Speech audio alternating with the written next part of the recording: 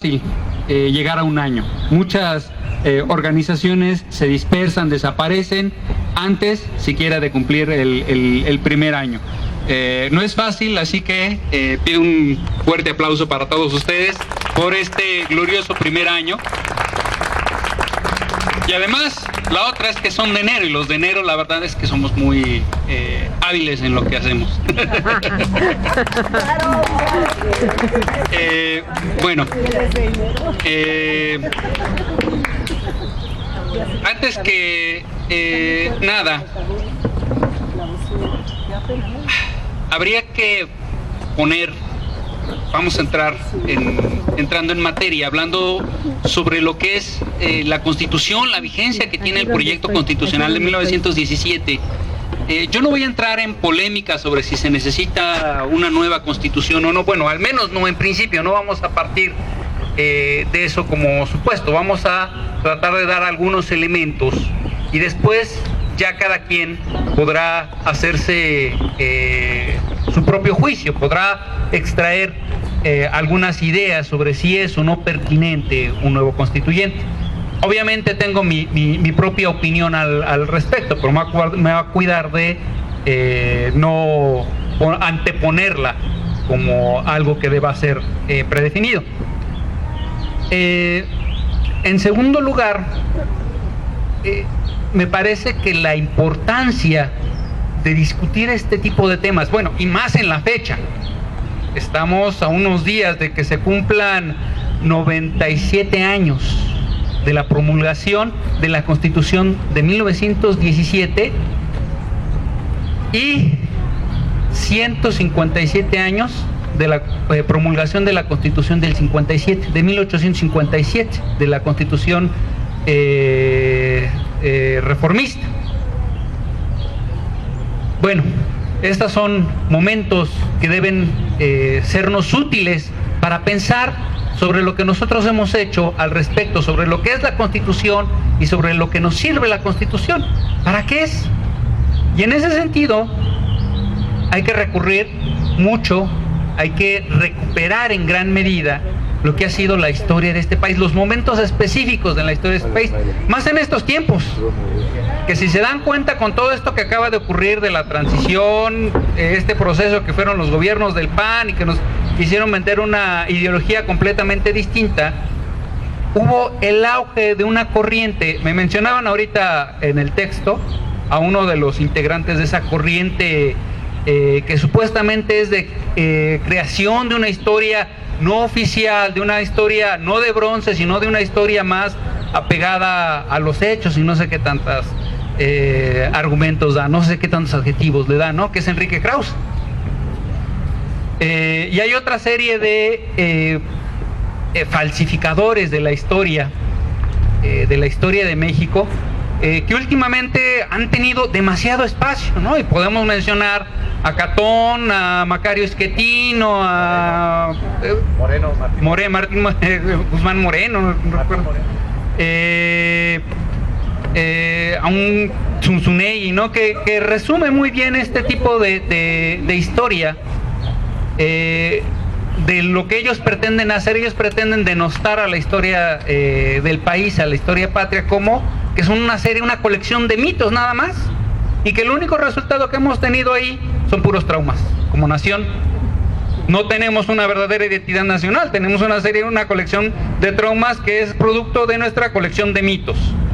Bueno, por un lado hay que ser sinceros y tiene razón en una cosa: la historia oficial, la historia que nos enseñan en los libros de texto, sí es una colección para justificar al régimen, al régimen priista que se tuvo durante más de 70 años. Y yo diría que específicamente los últimos 50 años del prismo fue lo que más se justificó en esa historia oficial, en esa historia de bronce. Pero tratan de hacerlo de la misma manera que critican. Tratan de sobreponernos a una serie de héroes, quieren elevar en el pedestal de la historia como si fueran los nuevos dioses, los que vienen a reemplazar a los Juárez, a los Morelos, a los Villa, a los Zapata. Quieren reemplazarnos con los Iturbide, con los Santana, con los Maximiliano. Bueno, incluso hicieron un monumento de un personaje terrible y se atrevieron a presentarlo en el desfile del 16 de septiembre de 2010. Argumedo, Benjamín Argumedo. Un traidor por todos lados, traicionó a todo mundo, igual que Juan Andrew Almazán, dos personajes que traicionaron a todo mundo. Traicionaron a Orozco, traicionaron a Huerta, traicionaron a Zapata, traicionaron a Obregón y terminaron traicionando el legado de la revolución. Bueno, y finalmente a Porfirio Díaz. Ese es el tipo de héroes que ahora nos quieren que nosotros les rindamos cierto culto, cierta pleitesía. Es cierto que hay que hacer una historia distinta de la oficial, pero esta debe ser reconociendo un hecho que es por principio. La historia no la hacen los grandes personajes. Los grandes personajes son los que la concretan, pero quien hace la historia son los pueblos. Sin pueblos no hay dirigente. Los dirigentes concretan los grandes momentos de la historia. Esto es una cosa que nosotros debemos tener muy en cuenta. Y nosotros, por ese lado, si queremos no incurrir en la historia oficial, es preciso sí darle el justo valor a nuestros grandes personajes, pero entendiendo que ellos expresaban la voluntad de un pueblo. Juárez en su momento expresaba una voluntad de cambio en el México del siglo XIX, una voluntad de consolidar una verdadera nación. Lo mismo personajes de la talla de Zapata, de Villa, ellos expresaban una determinada necesidad por un desarrollo de la nación, una verdadera recuperación de la riqueza nacional. Esto es una de las cosas que hay que entender. En tercera instancia, hablando ya de lo que es una constitución, bueno, lo primero que nosotros tendríamos que preguntarnos es ¿qué es una constitución? ¿Cómo para qué sirve una constitución? Nosotros podríamos definirla de manera muy sencilla como un proyecto de nación. Pero ¿qué más es una constitución? ¿Qué otra cosa podría ser una constitución? Y aquí pregunto a la amable audiencia. Un reglamento, así nada más, puede ser, ¿qué más? Más que un reglamento, ¿qué podría ser? Constituye una identidad, una manera para vivir. Le da forma concreta en reglas muy claras, muy desarrolladas, muy generales más bien, lo que es la idea de cómo se debe vivir en una nación. Esto es un punto. ¿Qué más? Esto vinculado con la parte de las reglas. ¿Qué otra cosa característica tiene una constitución? Un proyecto de desarrollo nacional. Proyecto de cómo se va a desarrollar una nación. Y también, no olvidarlo, es la suprema ley que tiene un país, que se da a sí mismo una nación. Es la ley que está por encima de todas. No hay nada por encima de la Constitución. Si ustedes se dan cuenta, en esa misma lógica, incluso ahora es que los tratados internacionales no se consideran por encima de la Constitución, sino cuando más al mismo nivel, y eso nada más determinados tratados, no pueden ser todos, siempre y cuando sean aquellos que tienen que ver con la ampliación de derechos individuales en México, de derechos sociales en México.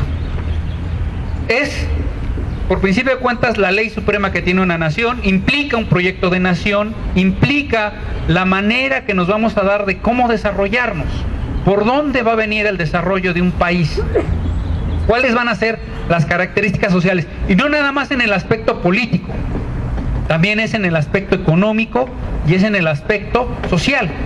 Todos estos rubros son los que constituyen una constitución.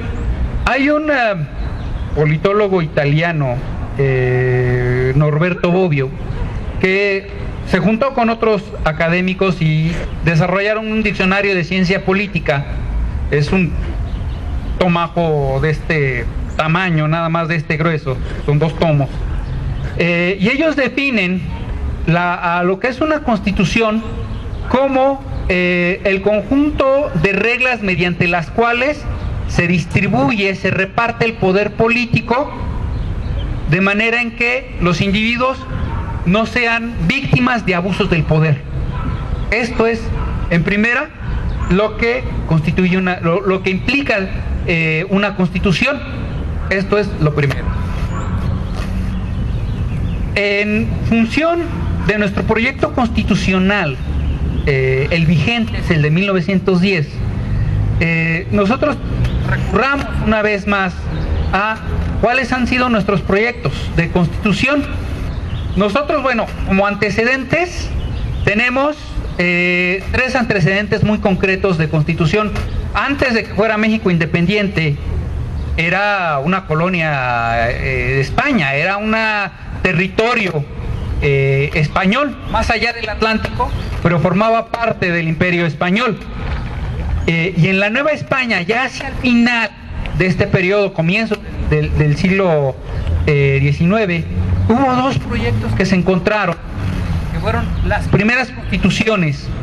Uno fue el Estatuto de Bayona. El Estatuto de Bayona, si ustedes le dan por el nombre, Bayona es una ciudad francesa en la frontera con España. Es la constitución que Napoleón le dio a España cuando la intervinieron los franceses. Por tanto, bueno, esa no era la constitución que querían los españoles. Era la constitución que le imponía a los territorios españoles la Francia de Napoleón. Y sí tenía algunas cosas de avanzada, y sí tenía alguna reglamentación sobre los territorios ultramarinos, las colonias, las provincias más allá del Atlántico. Era una cosa que traía, la primera vez que se reconocía jurídicamente en una constitución, el carácter de las colonias españolas. Los españoles contestaron con algo que se llamó la Constitución de Cádiz, una constitución muy liberal. Fueron los primeros antecedentes. Ninguna tuvo realmente aplicación en la Nueva España. En primera, porque los gobiernos virreinales pues, no tenían la menor intención de acatar a la intervención española, por un lado, pero tampoco tenían la intención de aplicar reformas liberales en el territorio. Bueno, era muy peligroso para ellos, ¿no? Perder el poder como peninsulares o como criollos era muy peligroso para ellos. El tercer antecedente es la Constitución de Apatzingán, que fue elaborada por el Congreso Constituyente de Chilpancingo. Este lo recordarán ustedes porque es el que encabezó José María Morelos y Pavón. Y este es el primer intento de crear una verdadera nación mexicana. Era la Constitución de Apatzingán para la América mexicana. Y tenía muchos de los elementos que se van a recoger después por las demás constituciones. El carácter de república y de nación federal.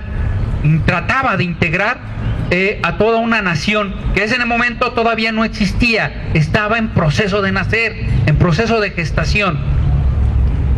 Esto es lo primero que nosotros tenemos que ubicar. Son los 3 primeros intentos por generar una constitución. Ya en el México independiente hemos tenido no solamente 3 proyectos de constitución. Estos han sido los 3 proyectos republicanos, los 3 proyectos que sí han intentado generar una nación más democrática, más plural y tendiente a un desarrollo social de manera conjunta. Ha habido también otros 2 intentos, 3 intentos, perdón. En algún momento la parte más conservadora, la parte más, por decirlo de alguna manera, reaccionaria de la sociedad mexicana, intentó imponer gobiernos centralistas. Primero intentó con gobiernos centralistas y lo logró en 1835 con la Constitución centralista de ese año, y en 1843 con algo que se llamaron las bases orgánicas. Eran constituciones completamente centralistas, y adivinen quién las promovía. Un personaje que anduvo en todos los bandos, pero cuando más daño hizo fue cuando estuvo del lado centralista, Antonio López de Santana. El resultado de la Constitución del 35 fue que a los tejanos no les gustó esa Constitución centralista. Ellos veían más el federalismo y decidieron independizarse, claro que con ayuda de Estados Unidos, decidieron independizarse. Santana les dio el pretexto a los tejanos para que buscaran su independencia. Y en el 43 las bases orgánicas, pues bueno, también fueron el origen de lo que vendría después la intervención norteamericana, porque gran parte del norte, no solo los estados que terminaron separándose, Nuevo México, California, toda esta región, también algunas regiones como Nuevo León, Coahuila, tenían fuertes movimientos separatistas, que esta Constitución del 43 motivaba su separación. Y el tercer intento conservador ya no es una Constitución centralista, sino ya de plano es un intento monárquico, que es el Estatuto Provisional del Imperio Mexicano. Y este lo dio en el 65 un personaje que se llamaba Maximiliano, y él venía de una familia que eran los Habsburgo, una familia austriaca que llegó a gobernar aquí en México a petición de un grupo de personajes encabezados por Juan Nepomuceno Almonte, el partido conservador, y otro personaje que se llamaba Miguel Miramón. Eran el grupo de personajes que fueron a solicitarle a Maximiliano que gobernara por favor México, porque los mexicanos no sabíamos gobernarnos y queríamos acabar con la Iglesia Católica, así que por favor viniera a gobernarnos, porque por muy liberal que los Habsburgo fueran, eran católicos y ellos iban a mantener un gobierno católico en México. No tengo nada contra el catolicismo, lo aclaro, pero sí hay que distinguir lo que es la religión de lo que son los asuntos del gobierno. Hay que hacer una clara distinción en estos campos, y es muy peligroso cuando se trastocan, se empiezan a pervertir muchas de las nociones de lo que es cómo llevar los asuntos del gobierno, los asuntos del Estado. Estos son tres intentos que se hicieron en su momento de llevar un proyecto de nación conservador, un proyecto de nación centralizado en una pequeña élite y terrateniente. Además, eran los únicos que poseían las propiedades, y con un alto grado de intervención, de injerencia de la Iglesia Católica. Bueno, este es un primer elemento. Por el otro lado, las tres constituciones que nosotros conocemos como las republicanas, que son la del 24, la del 57 y la del 17, todas las tres tienen momentos muy específicos, surgieron de momentos muy concretos en la historia del país. Bueno, si nosotros recordamos en el 24 lo que acontecía, acababa de fracasar el primer intento de nación que tuvimos, que fue el imperio de Iturbide. Fracasó rotundamente. En realidad, pues los mexicanos no teníamos la idea, el pueblo mexicano no tenía la idea de un gobierno monárquico, mantener gobiernos de monarquía. Habíamos salido, habíamos combatido contra ellos. Por más que los criollos hayan participado en la última parte y hayan querido mantener sus privilegios mediante el mantener la monarquía, no era lo que realmente el pueblo estaba solicitando.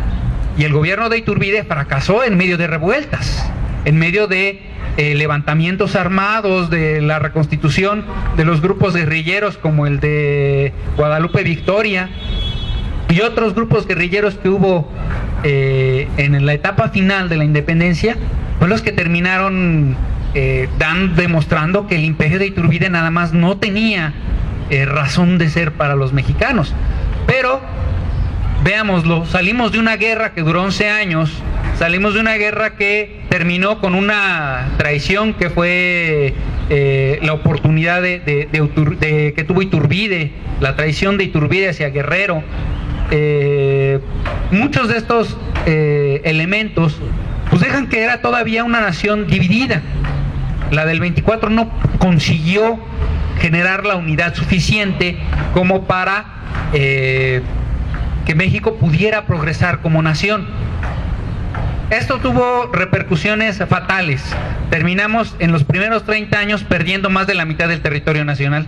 Toda la parte norte, todo lo que hoy es el sur de Estados Unidos, se terminó perdiendo porque no faltaba este proyecto tanto de desarrollo económico como social, y la falta de una unidad como país. No había todavía este concepto de nación.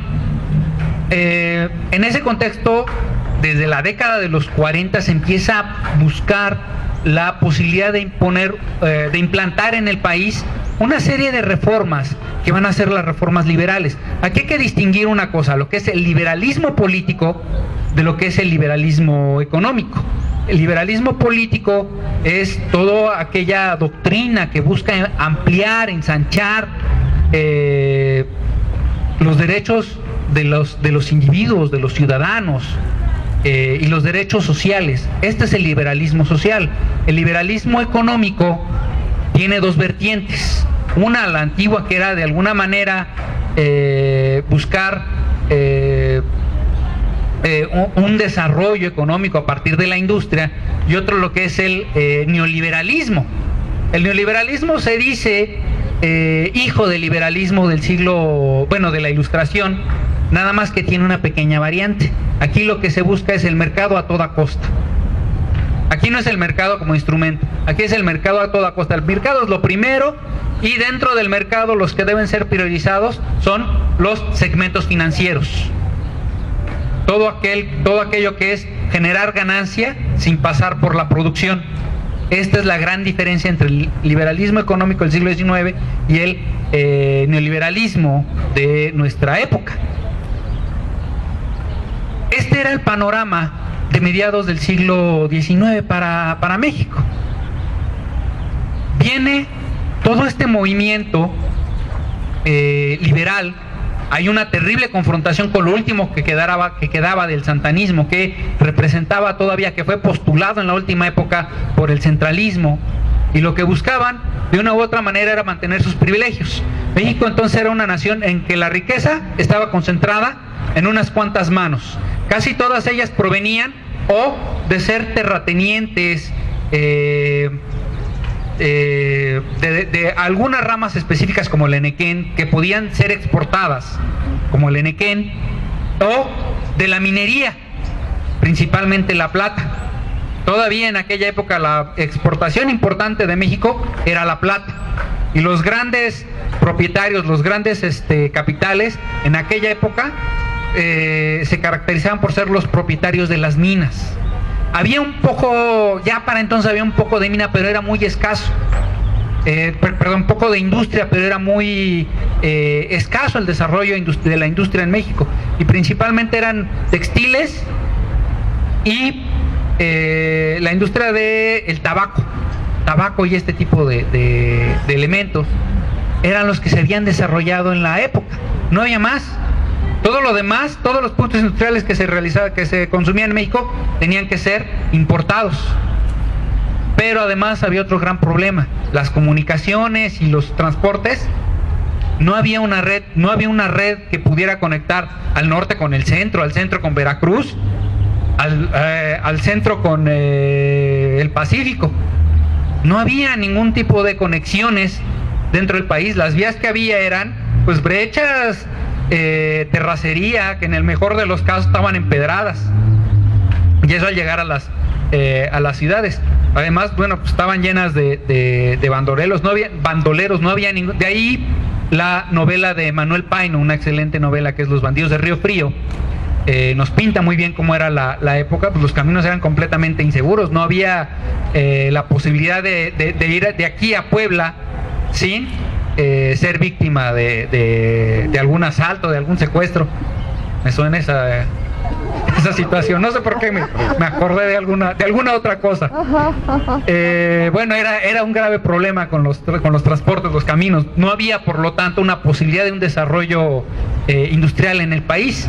Esto era lo que pretendían las leyes de reforma: echar a andar el campo mediante la ley de amortización de desamortización de bienes de la iglesia, echar a andar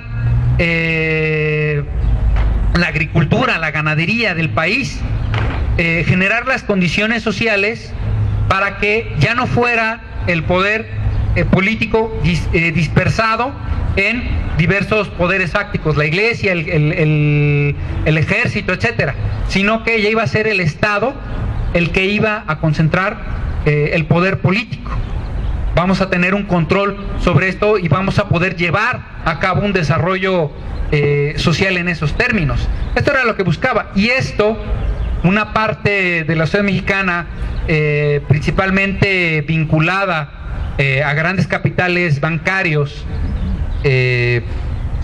ahí estaba el Banco de Londres, México, que era uno de los poderes que estaban detrás de los conservadores, detrás del Partido Conservador, estaban este tipo de poderes, fueron los que generaron procesos como la Guerra de Reforma o la intervención francesa, el Segundo Imperio.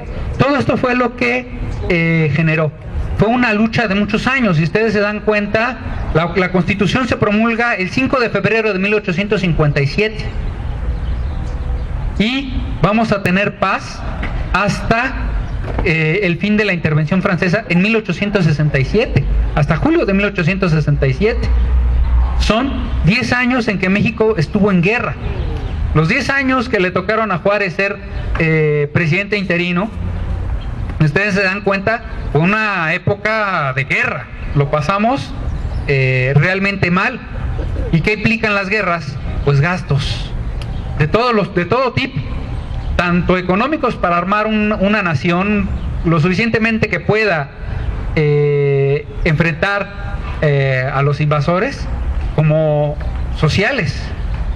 Las guerras no son una cosa amable, son una cosa muy violenta, son una cosa muy salvaje.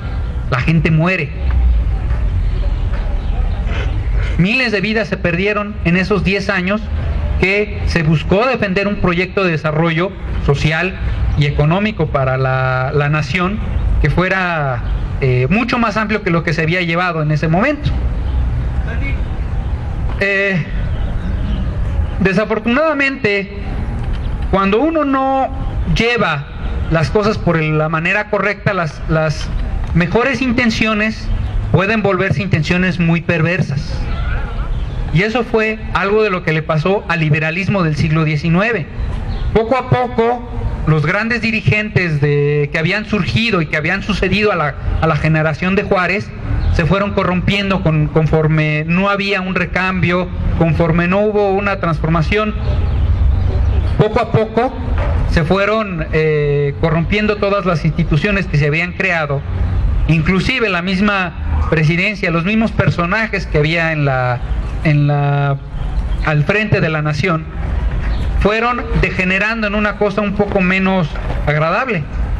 Ahí nosotros tenemos a ese personaje llamado Porfirio Díaz, que en un momento, nosotros no debemos olvidarlo, en su momento fue un héroe de la guerra de intervención francesa.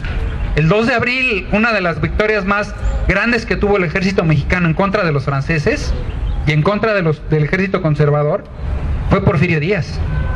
Esa victoria clave que abrió el camino a la toma de la Ciudad de México en el 67, fue una victoria de Díaz, sí, pero después Díaz fue un personaje que se engolosinó ya con el poder.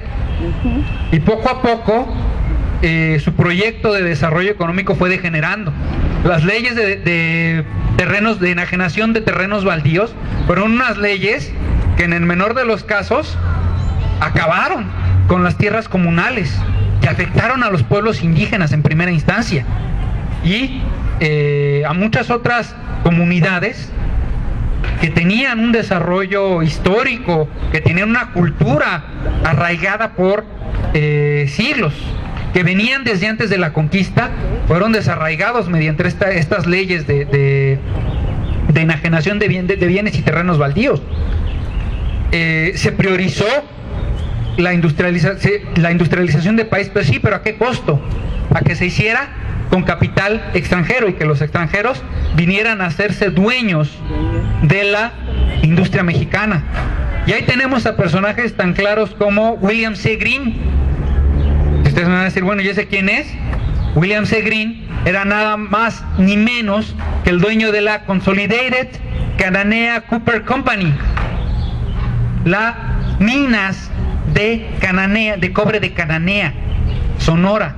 Toda esta región era controlada por un solo hombre, William C. Greene. Otros personajes que vinieron a colonizar de alguna u otra manera México, tenemos un personaje como Whitman Pearson. Muchos dirán, bueno, ¿quién fue Whitman Pearson?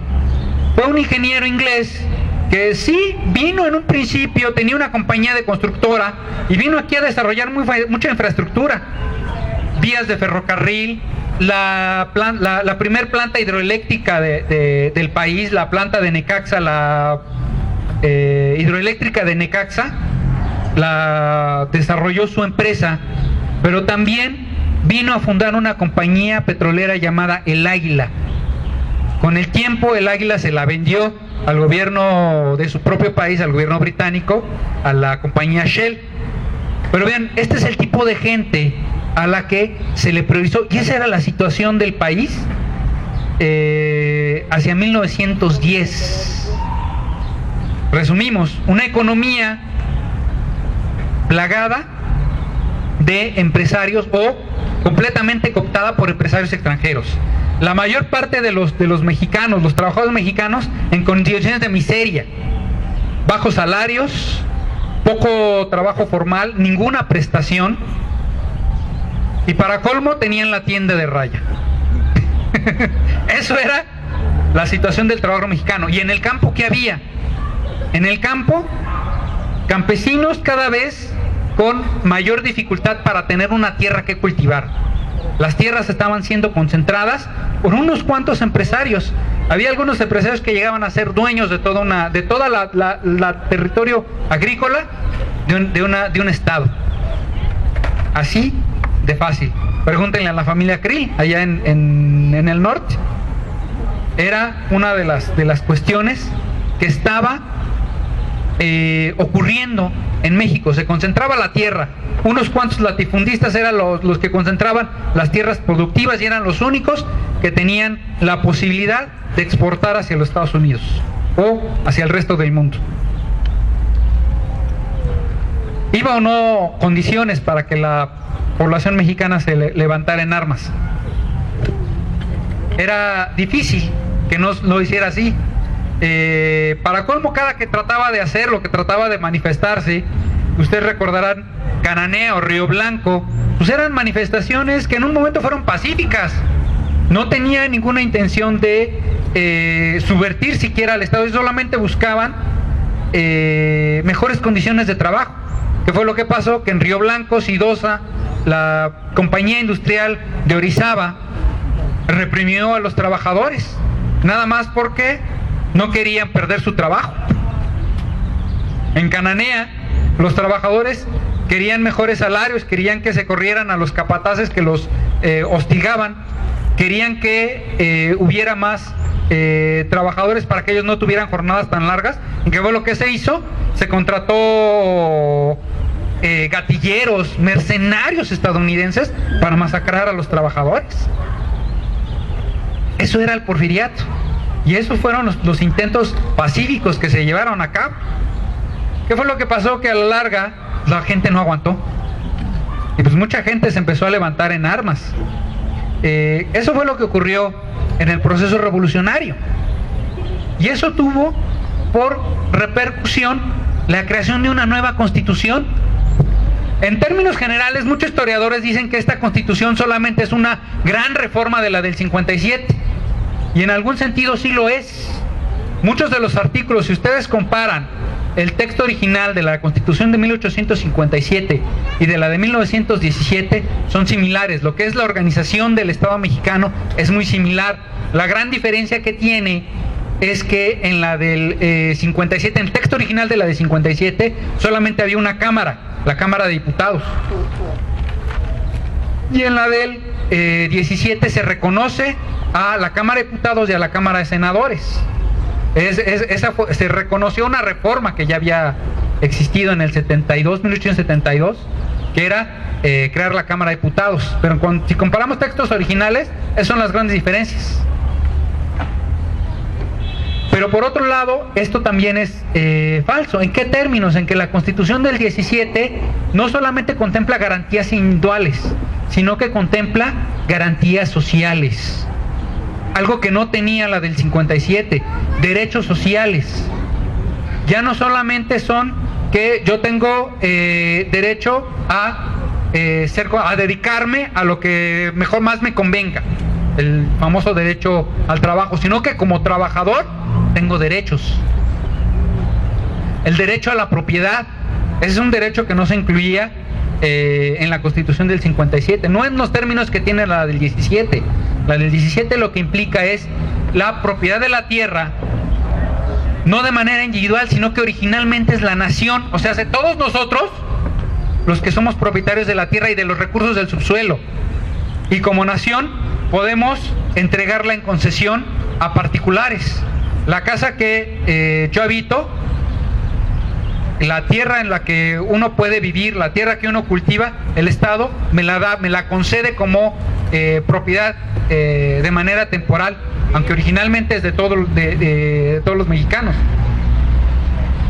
Ya no de un solo individuo, de un pequeño grupo de personajes constituidos como compañía, como empresa privada, sino de todo un pueblo, la propiedad comunitaria, el famoso ejido. Estos son los derechos sociales, el derecho a la educación. Antes de la revolución, antes de 1917, 1 de cada 5 mexicanos mayores de edad eran los que sabían leer. Y eso en el mejor de los casos. En algunas regiones era todavía más grande el analfabetismo.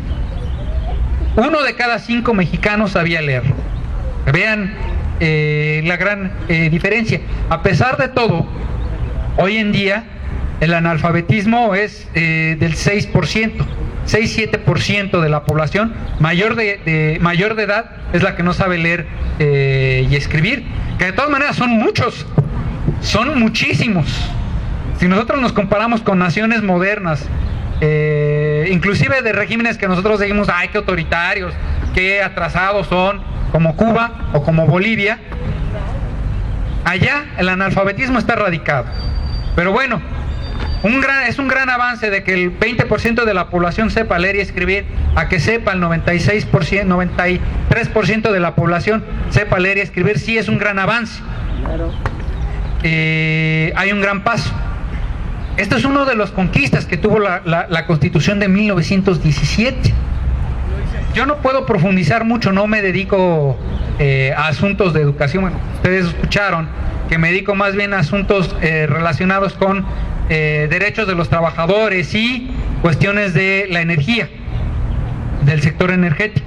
Estoy un poco más familiarizado con estos temas que tienen que ver con los artículos 27 y el 123.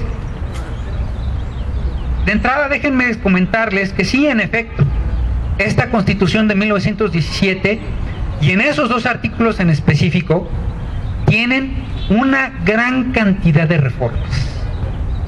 A lo largo de los 97 años que han estado vigentes, y contando la última reforma, la de diciembre de 2013, la contrarreforma de diciembre de 2013, este artículo 27 ha sido modificado en 19 ocasiones. No todas de ellas han sido contrarreformas como la actual. Muchas de ellas fueron cuestiones que precisaban asuntos como el reparto agrario. Todavía hasta 1938, todavía hasta la década de los 60 se buscaba ampliar el reparto de tierras. En el 38 en este sexenio todavía hasta 1940, las reformas a la Constitución del artículo 27 no solamente era repartir tierra, sino que era, además de repartir tierra, buscar darle los elementos necesarios al campo para que se desarrollara, darle los incentivos. No vamos a darle campo a todo el mundo, no vamos a poner a competir en las mismas condiciones a un grupo de ejidatarios que una empresa agroexportadora. Esa era la lógica de las reformas todavía hasta el 40. Esa era la idea. Después del 40 la idea sí era seguir repartiendo tierras para que el campo, para que los campesinos tuvieran que cultivar y que si no pudieran generar de manera amplia las necesidades que necesitaba alimenticias del país y de insumos para la industria, sí al menos se tuvieran algo para sobrevivir. Todavía esa era la lógica hasta los 60, esa era la idea de las reformas al artículo 27 en cuanto a la propiedad de la tierra. Ya en los últimos años, a partir de 1982, las reformas que se han hecho al artículo 27 de la Constitución han sido desmembrar todo eso. Las dos últimas, la de 1992, la reforma de 1992, facilita que las tierras comunales, los ejidos, puedan ser vendidos. Así, le da todas las facilidades para que las tierras comunitarias puedan serle vendidas y ser convertidas en propiedad privada de una sola empresa. ¿Qué es a lo que nos ha estado llevando esto? A que el campo cada vez produzca menos para el mercado nacional. Si ustedes se dan cuenta, la única parte del campo que está teniendo éxito son los que producen para llevar mercancías al extranjero, las famosas agroindustrias. Esas son las únicas que están teniendo ganancias con la situación del campo mexicano. La mayor parte de los campesinos no pertenecen a esas agroindustrias, son tierras ejidatarios, y se les compra para poner un hotel, se les compra para hacer un sembradío de Monsanto, para hacer un complejo turístico, un desarrollo inmobiliario, y con las consecuencias que eso ha tenido. Tenemos que importar cada vez más maíz, que es el principal alimento de los mexicanos. No somos autosuficientes en maíz, no somos autosuficientes en frijol. El chile ya se tiene que importar de China. Si ustedes se han dado cuenta, ya mucho del chile que consumimos es importado de China. La jamaica, esa flor que antes nosotros consumíamos para hacer aguas frescas, hoy una parte de esa flor también se importa de China. Estamos teniendo una regresión en cuanto al carácter de la posibilidad de desarrollo agropecuario. En el sector energético, ¿qué es lo que ha estado pasando? Pues resulta que la generación de energía eléctrica, que antes era el pilar de la industria, hoy cada vez más es cooptado por el capital extranjero. Comisión Federal sí está muy bien, es la empresa del Estado mexicano que nos reparte, que nos distribuye, que nos vende la energía eléctrica, y nosotros, perdón de la expresión, perdón por mi francés, pero mentamos madres cada que nos llega el recibo o cada que se nos va la luz, pero no tomamos en consideración una cosa: hay una política de desmantelamiento de Comisión Federal de Electricidad, así como lo hubo de Luz y Fuerza, ahora la hay de Comisión Federal, y eso pasa por el tipo de leyes que se han ido aprobando. Las reformas de 1992 no nada más afectaron al ejido, también afectaron a la generación eléctrica. Hoy los privados, el capital privado puede generar energía eléctrica y se la va a vender a Comisión Federal, y Comisión Federal está obligada a comprárselas a los privados, inclusive a desprecio de su propia capacidad de generación eléctrica. Tiene que parar plantas, Comisión Federal de Electricidad, complejos industriales enteros, tiene que detenerlos porque los privados le están produciendo demasiada energía. Hay una polémica aquí si es el 35 o el 50% de la energía eléctrica se genera por privados. La cifra es lo de menos, de todas maneras es demasiado. 35 o 50% es un mundo de energía eléctrica la que producen los privados, porque son ganancias que ellos van teniendo y pueden poner precios exorbitantes, pueden controlar el mercado con esa capacidad de generación. Eso es uno de los problemas que tenemos. Y bueno, dijéramos, al menos tendrían el pretexto de que son empresas nacionales. Mentira. A lo mejor tienen cara, tienen prestanombres que les dicen que son mexicanas, pero básicamente son españolas, canadienses, estadounidenses. Bueno, que muchas de las empresas canadienses en gran medida son prestanombres de las estadounidenses. Gas Natural, Unión Fenosa, Electricité de France, son algunas de las compañías que tienen una gamesa, y no la de las galletas, sino una empresa generadora española. Son las grandes productoras de energía eléctrica en México. Esas son las compañías que pueden producir y generan electricidad y se la venden a México gracias a las reformas del 92. Las reformas del 92 también permitieron que los recursos mexicanos del subsuelo, la minería, pudieran ser concesionados a privados. Y ahí nosotros tenemos a grandes empresas canadienses, neozelandesas y australianas que son propietarias de los metales en México. Y solo un par de empresas mexicanas, Grupo México y Grupo Peñoles, que son propietarias de casi todas las minas de cobre, de aluminio, de carbón que hay en México, de zinc. Todos estos recursos han sido entregados poco a poco en estos años, gracias a la reforma del 92. ¿Qué es lo que va a hacer la reforma del 2013 con el petróleo? Bueno, lo dejo a su imaginación. Siguiendo esta tendencia, ¿qué es lo que puede seguir para nosotros? Sobre todo cuando hay grandes empresas como British Petroleum, Shell, Halliburton, que están muy interesadas en que se expanda y que se sigan aprobando todo este tipo de leyes y de reformas estructurales que tienen que ver con el artículo 27 de la Constitución. Por el lado del trabajo, nosotros teníamos que hasta los 50 las leyes laborales lo que buscaban era proteger al trabajador. La lógica era esta: en las disputas entre el capital y el trabajo no hay igualdad, no se puede ver en igualdad, por más que sean los trabajadores,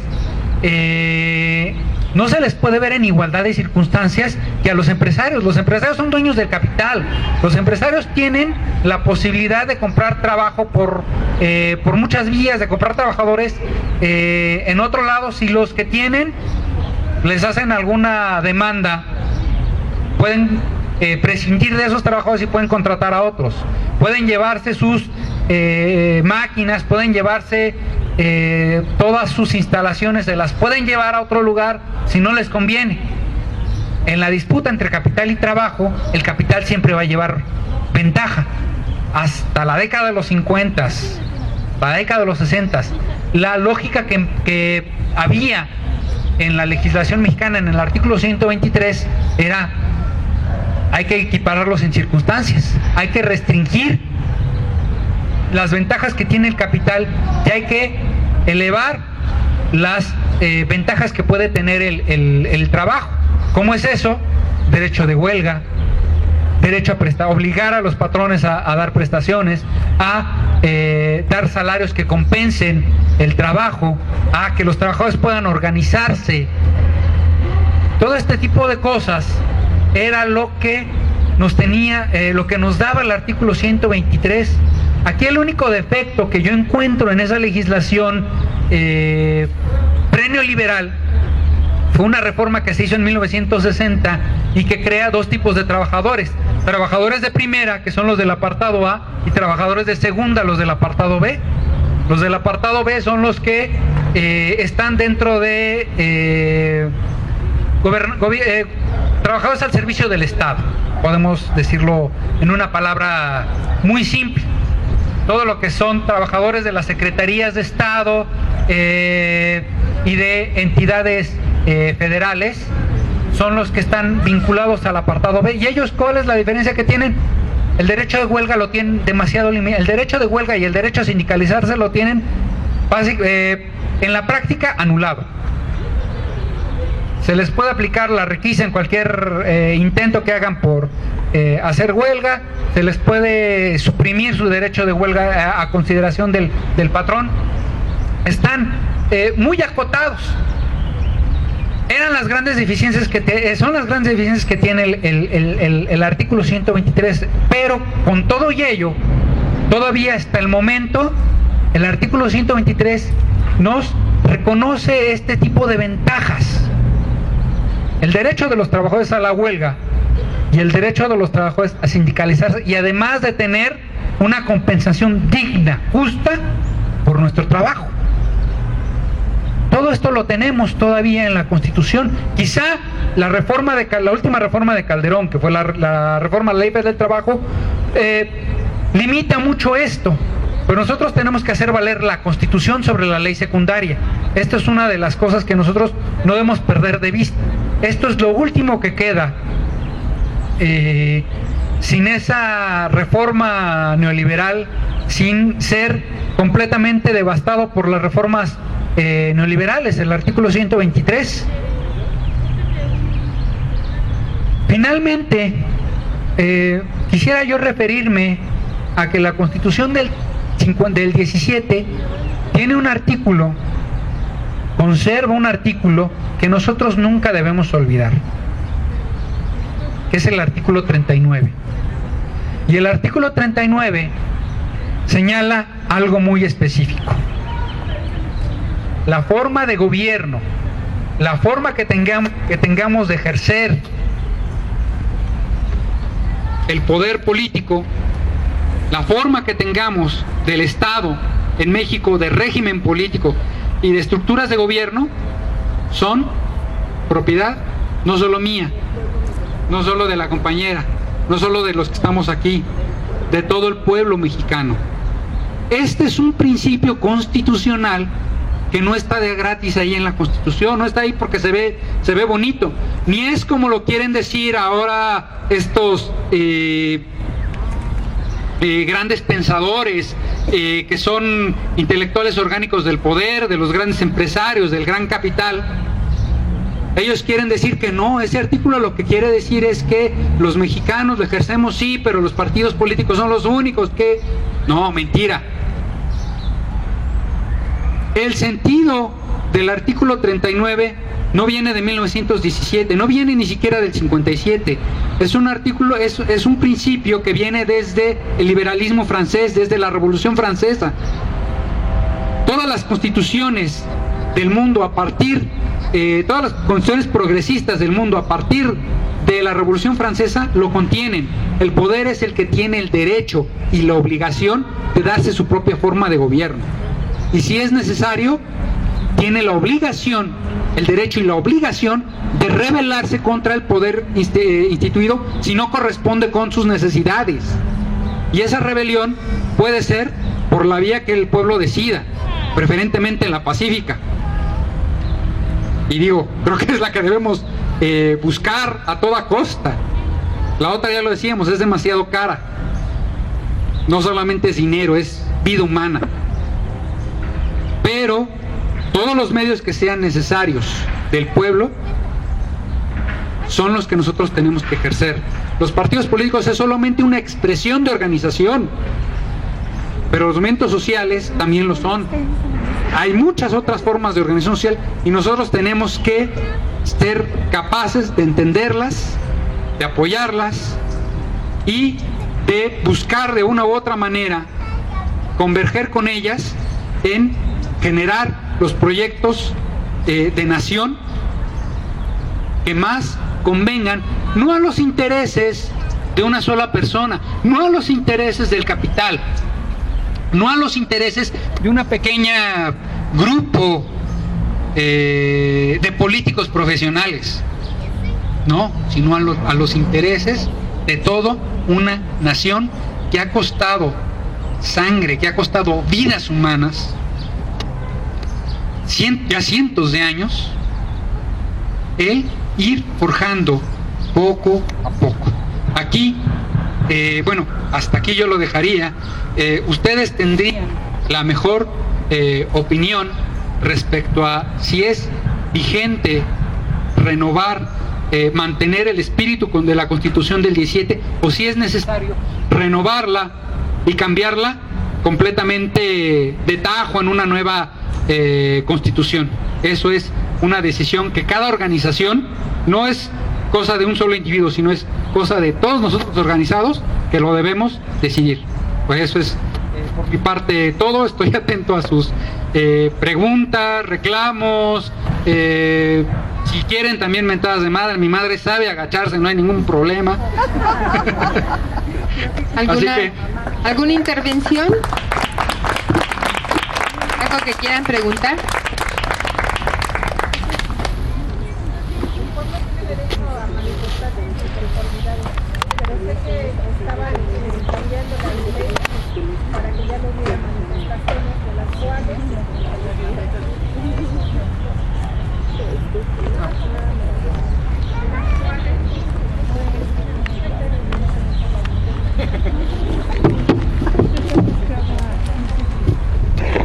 Tiene derecho a manifestarse, sin embargo, han estado cambiando las leyes.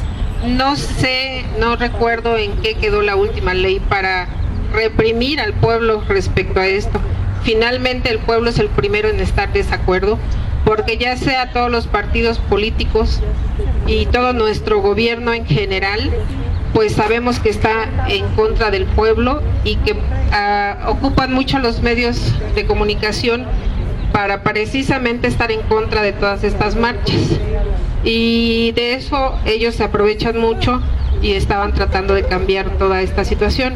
Actualmente las quejas que hay en México pues no son como escuchadas, y les importa un bledo si hay inconformidad o no hay inconformidad, porque depende de los intereses de los gobernantes nada más, donde no les importa el pueblo y donde el presidente siempre está con la democracia, y lo que menos hay es democracia en México, porque toda la vida están haciendo sus reformas, sus cambios, desapareciendo hasta compañías y todo eso con todas estas reformas, y sin embargo nunca se hace nada, nunca se puede hacer nada, porque como ya lo dijo bien Peña Nieto, no es no hay opinión del público, es su mandato que está ya establecido desde presidencias anteriores, ¿no? Entonces, ¿qué se puede hacer ante esa situación?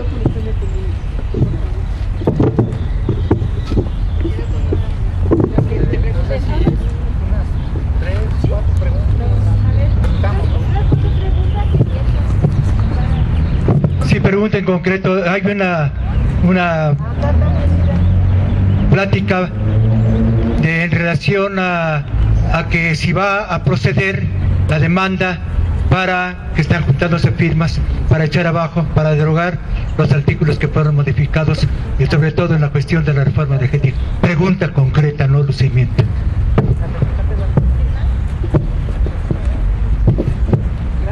Yo lo que quisiera saber es que Monsanto, ¿qué tanto ha intervenido aquí en México?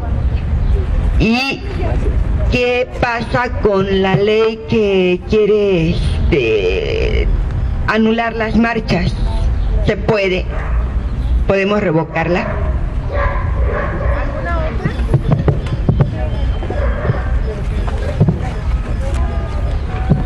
Bueno,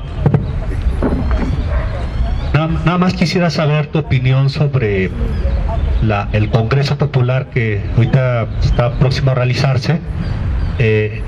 Entiendo que el Congreso Popular pretende pues sí, que se elabore un constituyente, ¿no? bueno, que se cree un constituyente, lo que implicaría un acto, yo pienso, revolucionario, porque implica desconocer el sistema de leyes imperante, ¿no? Incluso la Constitución del 17, porque bueno, lo que yo entiendo es crear una nueva Constitución, ¿no? Entonces, al desconocer el sistema de leyes, también implicaría que desconoces el sistema electoral, incluso la opción del Morena, ¿no? O sea, son como dos vías distintas. El Congreso Popular y luego aquí el Morena actuando dentro del sistema. No sé, quisiera saber tu opinión al respecto, por favor.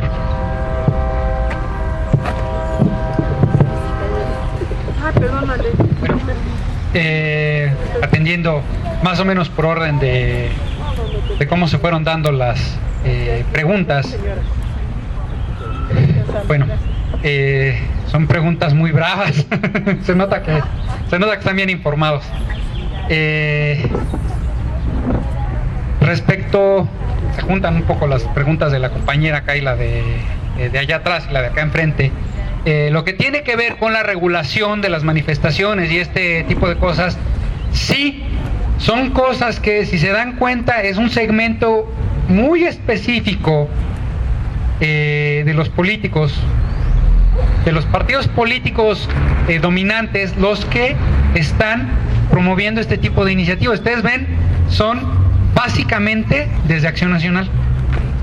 Básicamente desde el PAN es que están promoviendo este tipo de iniciativas y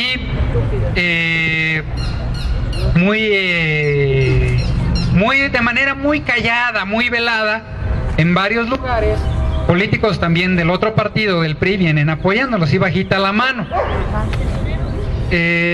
Son muy claros quiénes son, y si nosotros lo vemos más en específico, qué tipo de gente es, nosotros nos encontramos que son no solamente gente de estos partidos, sino que son la gente, lo que llamaríamos los nuevos políticos de estos partidos, ¿no? Los que son más de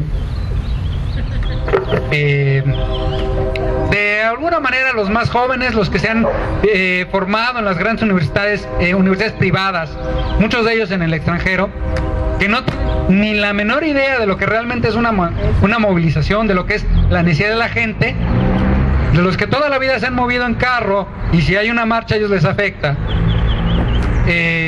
muchas veces con chofer, de esta gente que pues, es la mayor tragedia de ellos, y alguna vez me tocó verlos, es que la beca no llegue a tiempo para poder ponerle gasolina al carro. O sea, no para vivir, no para vestir, etcétera, ¿no? Es la mayor tragedia para ellos. Y es un grave problema no entender esto. Porque querer legislar, querer crear legislaciones secundarias para regular las marchas, regularizar las movilizaciones, pues es anticonstitucional. No, decíamos al principio, la Constitución es la ley suprema de un país. Todas las demás leyes tienen que estar de acuerdo a lo que dice la Constitución. Y les recordaba aquí al final, el artículo 39 genera el derecho a la manifestación, a decidir qué tipo de régimen político vamos a querer, vamos a necesitar como pueblo. Y ese es irrevocable. Ese derecho está por encima, inclusive, de los que ustedes me digan. Es un derecho de una nación. No es un derecho, es un derecho fundamental. Nosotros podemos tener derecho al tránsito, sí, pero si no tenemos derecho a defender ese derecho al tránsito, valga la redundancia, tarde o temprano nos lo van a conculcar, nos lo van a quitar. Si nosotros no tenemos la posibilidad de manifestarnos en contra de un modelo educativo que elimina realmente la calidad de la educación, pues entonces ¿qué tipo de educación vamos a tener en el futuro? ¿Perdón? No, es que depende del pueblo. Aquí depende de nosotros el poder hacer válido ese derecho. Es lo que nosotros tenemos que demostrar. Nosotros no tenemos que ir y llorar porque nos quitan ese derecho. No, nosotros tenemos que ir y convencer a todos los demás de que ese derecho es justo. Demostrar al resto de la gente que este derecho a manifestarse es algo justo, no es algo a la ligera. Si nosotros no lo defendemos como pueblo, pues el gobierno no lo va a defender. Por el contrario, va a crear leyes para quitárnoslos. Si nos quita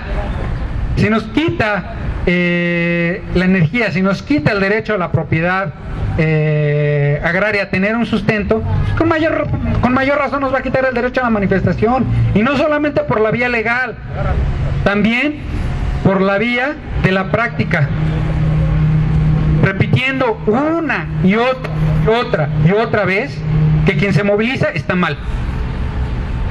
¿Por qué?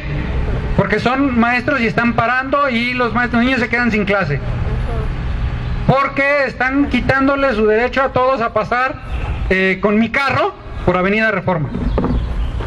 O sea, ni siquiera se dan cuenta de que el derecho a transitar es un derecho de las personas, no de los automóviles. Este es el tipo de cosas que nosotros tenemos que combatir. Y si nosotros no la combatimos, pues nos van a ganar y nos van a quitar ese derecho, como nos pueden quitar muchas otras cosas.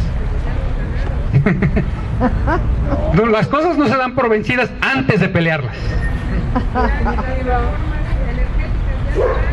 Es una forma de verlo, y me va a disculpar, compañera, pero yo prefiero morirme en la raya antes de dar algo por perdido. Yo prefiero vivir dignamente a morirme de rodillas. Y creo que mucha gente así también lo ve. Es una de las cosas que necesitaríamos ver. Un momentito, compañera. Decía el compañero sobre la posibilidad de revocar esas reformas. ¿Cómo va este asunto de la demanda que han puesto algunos intelectuales? Es lo que entiendo, en contra de las reformas que se acaban de hacer. A mí me parece que políticamente es el tipo de cosas que nosotros debemos hacer. Apoyar todo este tipo de iniciativas, independientemente de que legalmente tengan o no curso. ¿Por qué? Porque es una acción política. Nosotros tenemos que entender una cosa: el derecho, supongo que aquí hay alguien será abogado, si no mal entiendo, o tendrá algunas nociones más amplias de derecho, y no me podrá dejar mentir que todo el derecho se basa en la política. Una constitución es la forma de plasmar proyectos políticos, económicos, sociales, codificar todos esos proyectos en leyes. Si nosotros avanzamos en este tipo de iniciativas políticas, estamos dejando una posición, asentando una posición muy clara. Nosotros queremos que la legislación sea en estos términos, tener este tipo de posibilidades. De manera terrenal, de manera práctica, eso parece que no es mucho. Parece que es una batalla que podría perderse sin ganar nada, pero no. No todo, para avanzar en política no necesariamente se necesita llegar a la victoria absoluta. Se puede ir dando avances, se puede ir dando pasos poco a poco, de manera gradual. Este es el tipo de iniciativas. Legalmente yo sí veo que es muy difícil, por lo poco que entiendo de derecho constitucional. Entiendo que los amparos contra la Constitución no proceden. Es muy complicado eso de ampararse contra la Constitución, porque un amparo es la protección de la Constitución ante leyes secundarias. Entonces, por eso lo veo difícil. Ojalá proceda, ojalá los abogados constitucionales que están llevando esto tengan mayor claridad y le encuentren ahí los recovecos por donde sea posible, pero al menos en términos políticos es muchísimo lo que se puede hacer apoyando iniciativas como esta. lo que mencionaba la compañera de Monsanto. Monsanto como empresa, de manera directa, opera a través de empresas agroexportadoras, siendo accionista, no, ni siquiera el mayoritario en muchas ocasiones. Pero el mayor riesgo que tiene Monsanto es que no solamente obliga a esas empresas, gracias a su participación accionaria, a implementar su tecnología, las famosas transgénicos, gracias, los famosos transgénicos, esas compañías están obligadas a aplicarlos porque tienen a su socio, a este tipo de compañías que las desarrollan.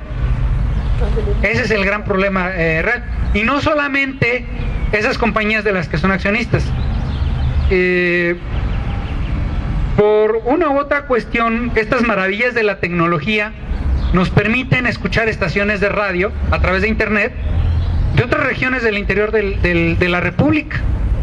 Y he podido en algún momento captar algunas estaciones en Puebla, en regiones más, en Michoacán, etcétera. Y es muy interesante que estas compañías publicitan sus semillas genéticamente transformadas. Claro que no dicen qué son esas semillas, nada más las publicitan. Vengan y utilicen nuestra semilla para sorgo, alfalfa, no sé qué, que tienen mayor rendimiento, pero sí publicitan su marca. Y uno sabe que este tipo de compañías es lo que están introduciendo. Publicitan en regiones rurales que los campesinos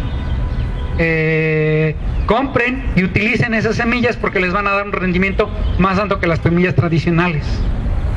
Vean, es un trabajo de poco a poco ir ganando espacio, ya no solamente en las grandes compañías agroexportadoras, sino también entre los propios productores rurales que muchas veces no tienen la información técnica de lo que implica utilizar esas semillas.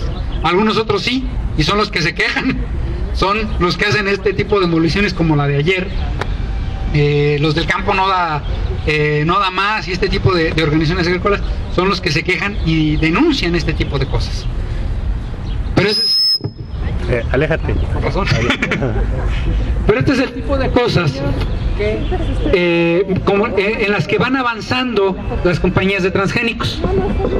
Finalmente, lo que mencionaba el compañero sobre el Congreso Popular, no es la única iniciativa.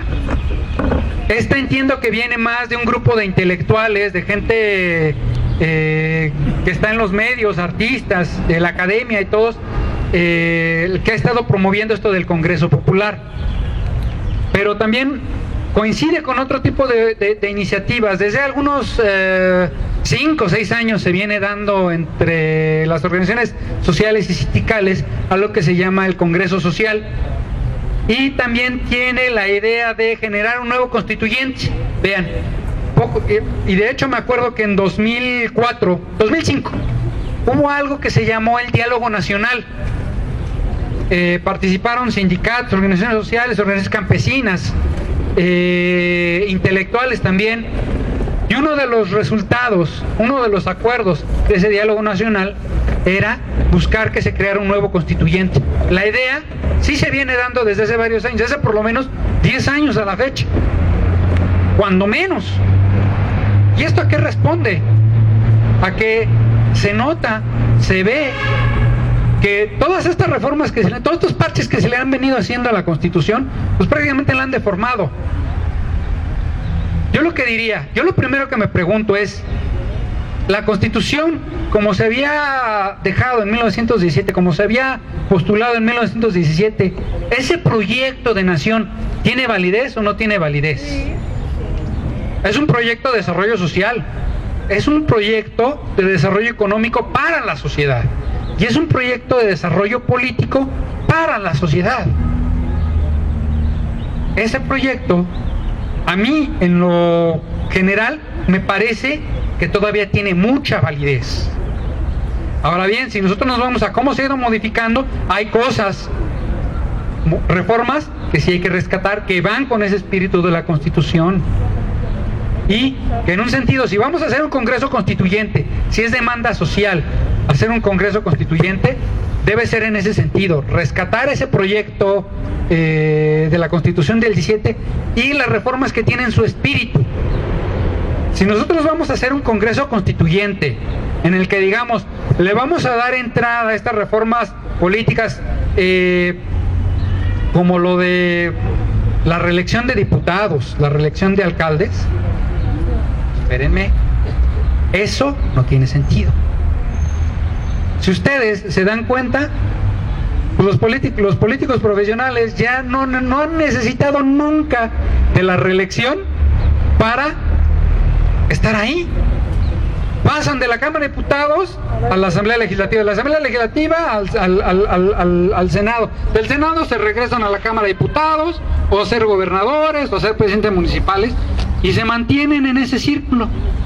Bueno, este personaje que hoy es coordinador del PRI en la Cámara de Diputados, lleva casi lo que tengo yo de vida, poco más de 30 años, metido o como diputado, o como senador, o como miembro del gabinete, o como funcionario de lo que quieran. Mario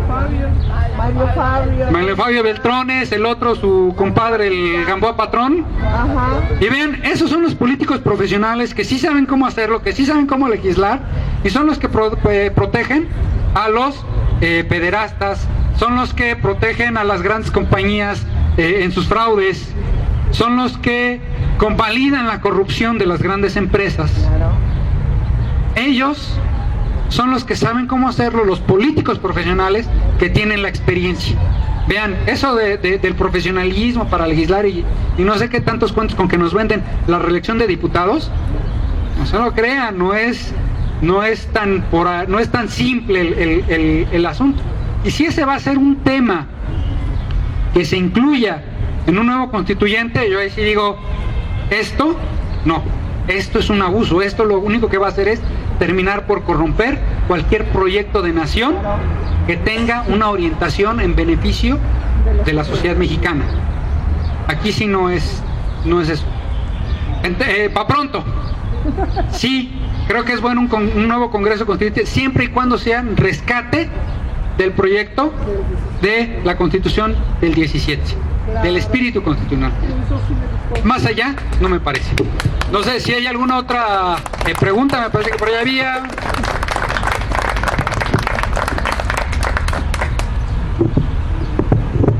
Yo sobre la Constitución y todo esto, yo siento que no hay una aproximación en general que tengamos como ciudadanos realmente a lo que están haciendo la clase política. Por un lado, porque los medios están coludidos y metidos, realmente siento que son quienes tienen el poder real en cuestión de mover el capital, y entonces mueven a la clase política. Y por otro lado, la misma Constitución siento que no es como amigable con la gente, porque no es comprensible para las personas comunes. No tenemos un nivel cultural o educativo que nos permita entender en sí lo que están promoviendo.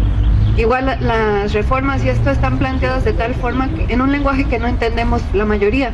O sea, tenemos que buscar como la explicación con manzanas y peras para realmente entenderlo. Entonces, lo que me preocupa es, la clase política no nos representa.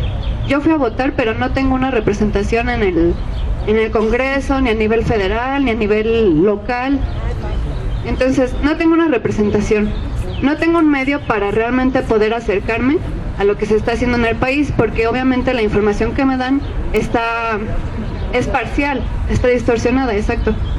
Y por otro lado, al menos aquí tenemos el internet o un medio para saber que aquí Morena está haciendo algo. Pero a nivel, no sé, hace poco fui a Hidalgo y no hay escuelas, no hay trabajo, o sea, es una pobreza extrema. Y entonces yo digo, ¿qué esperanza hay para esa gente? O sea, ¿cómo se pueden mover si su fuente de información es Televisa? Si su fuente de trabajo, pues ya ni siquiera sé si es trabajo, o sea, el narco ya también está por todos lados. Entonces, estuve en el 132 y siento que no llegamos como a concretar algo. me siento desmoralizada, me siento como atrapada dentro del mismo sistema. Y entonces a mí lo que me preocupa es ¿qué vamos a hacer o cómo vamos a llegar a un cambio si estamos tan atados de manos? Hace poco igual volé a Cancún, y Volaris pues es de Azcárraga, Interjet de la familia Alemán, Felipe Calderón tiene acciones en Aeroméxico. Entonces dices, ¿qué hago? ¿Cómo me manifiesto contra los que creo son monstruos del país si son los únicos medios que tengo para moverme dentro de mi país? Entonces, ¿qué podemos hacer aparte de las manifestaciones? Porque la manifestación sí es como ponernos en desacuerdo, poner en manifestación nuestro desacuerdo, ok, pero ¿qué más podemos hacer entonces para acercarnos a la clase política, para acercarnos y empezar a mover, pero realmente en beneficio de la gente, no de unos cuantos, de un puñado de gente? Un aplauso porque por primera vez en un año una joven toma la palabra para Te felicito. Justo iba a eso, hace la compañera. Yo no sabía que era la primera vez que intervenía un joven. Sí, es la primera. Te entiendo. Ya no soy tan joven, ya no me acuerdo el primer error, dirían. Ya después de los 30 empieza a doler todo. Pero ya llevo un rato en esto. Empecé más o menos cuando tenía tu edad, 18, 19 años, en la universidad. De hecho, a mí me tocó la huelga del 99. Fui parte de ese movimiento y desde entonces pues no he parado. Sigo participando en organizaciones sociales.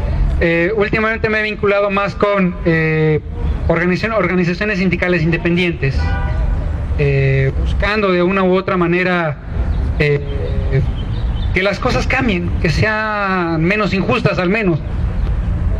Y en todos estos años, 15, 20 años, me he dado cuenta de que nos han faltado 3 cosas para poder hacer cualquier tipo de cambio, aún el más pequeño: organización, organización y organización. Esas son las 3 cosas que nos faltan. ¿Y por qué lo digo? ¿Por qué lo multiplico por 3? Porque cualquier tipo de organización que nosotros tratemos de generar, uno, siempre va a ver que nuestros intereses, nuestros puntos de vista son muy encontrados, y es la bronca de que va a haber confrontación y puede llegar a la división. Así que pues hay que redoblar el esfuerzo y generar organización otra vez. Si nosotros logramos superar eso, va a venir un obstáculo todavía más fuerte. La organización no le conviene a quienes tienen el poder económico y político. Que la gente se organice no le conviene a quienes detentan esta forma de poder. ¿Qué es lo que va a hacer? Va a buscar por cualquier tipo, por cualquier forma, que la gente se desanime, se apachurre. No es posible cambiar las cosas, vámonos a casa. No, eso es lo que no podemos hacer. Solo podemos combatir eso con más organización.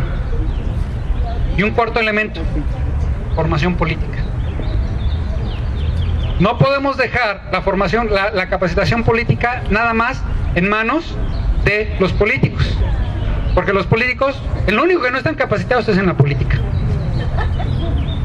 Si ustedes se dan cuenta, a mí me gustan mucho este tipo de series, de películas que traman de la época de la prohibición en Estados Unidos, que se manejaba a todos los niveles. Prohibición del alcohol, y se manejaba a nivel político, a nivel del crimen y a nivel de la sociedad.